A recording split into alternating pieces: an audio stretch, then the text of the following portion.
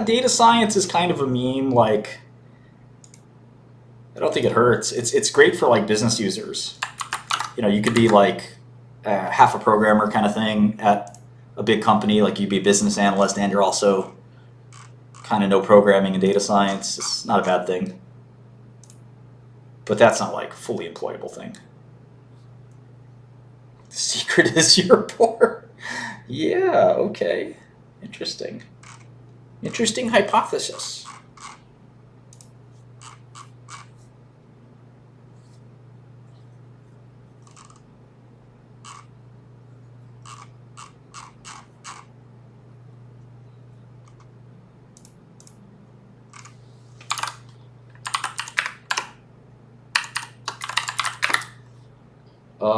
I'm probably moving at some point.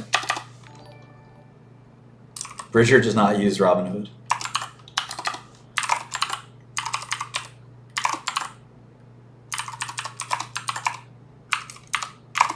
I think it's less important what you're trying to study and more important your attitude.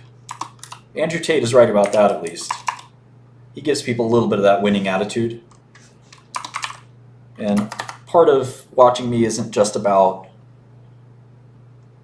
learning how to look at companies. It's also about a work ethic, an attitude, a framework for life, a little like Jordan Peterson, that revolves around a couple of key principles.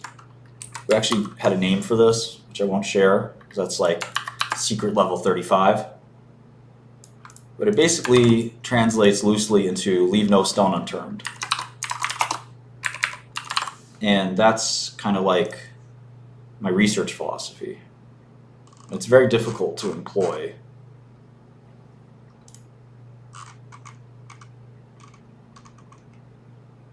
Most people want the lazy way out. They just want the answer in 5 minutes. They don't want to sit and do the hardcore work.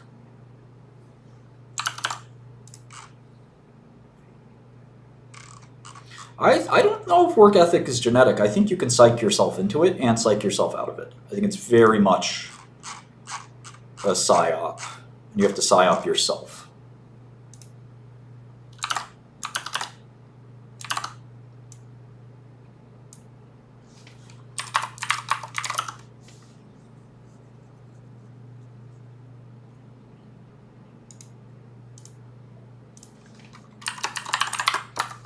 Most people are not born to be leaders and to be really successful. It's just that nature of the beast.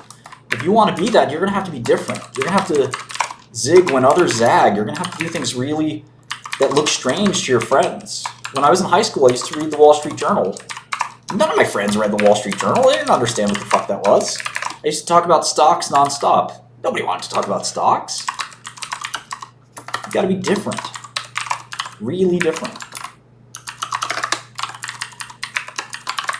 Whether that's programming or whatever vocation it is. And it's not about doing it from a young age. It's about a mental framework where you're constantly adding to your knowledge base over time and you're seeking that knowledge out and you're trying to achieve perfection over long periods of time. A lot of it is about a long-term philosophy, but it's also about a thorough philosophy. And all of these things matter way more than did I learn data science or did I learn XYZ. Those things matter a little bit. It's kind of like the saying, you want to be in the right zip code or the right neighborhood, but you also want to have the right house in the right neighborhood. So maybe everyone's sitting there saying, well, what's the right neighborhood? Should I be in hedge funds? Should I be in AI? Should I be in data science? Should I be in back end, front end, full stack, database programming? They ask all these meticulous questions. But they never ask the question, instead of what should I be in, you should be asking the question, what should be in me? No homo. You don't want the worst house in the best neighborhood. There's still homeless people on Park Avenue. And you don't want the worst house in the best neighborhood, or you don't want the best house in Kentucky necessarily either. So it's not easy, but Most people worry about the neighborhood. That you should be worried about the house.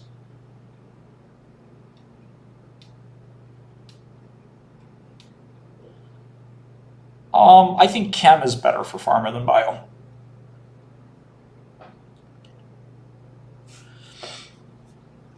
Yeah, I've got little Nibbles over here somewhere. Come on, Nibbles. Come on, Nibbles. It's time for a Haitian to eat you. Well, at some point, Jabel was growing, and then this like weird pseudo recession has hit. And I very much encourage you to think about Jabel as an economic barometer.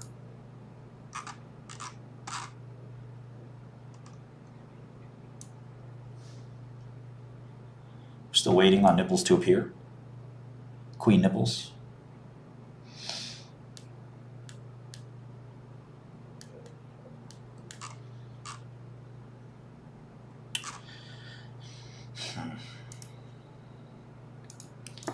Yeah, it's hard to tell, man.